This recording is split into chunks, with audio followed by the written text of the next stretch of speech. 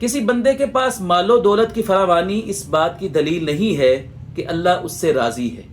بلکہ معاملہ اس کے برعکس بھی ہو سکتا ہے۔ حدیث مبارکہ ہے، رسول اللہ صلی اللہ علیہ وسلم نے فرمایا کہ جب تم دیکھو کسی شخص کو کہ وہ اللہ تعالیٰ کی نافرمانیاں کرتا چلا جا رہا ہے اور اللہ تعالیٰ اس کی نعمتوں میں اضافہ ہی کرتا جا رہا ہے،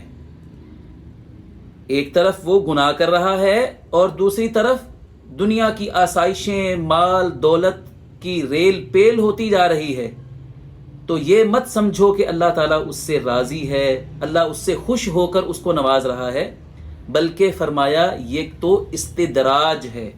اور وضاحت یہ فرمائی استدراج کی کہ اللہ تعالیٰ اس کو دنیا کا مال اس لیے دیتا ہے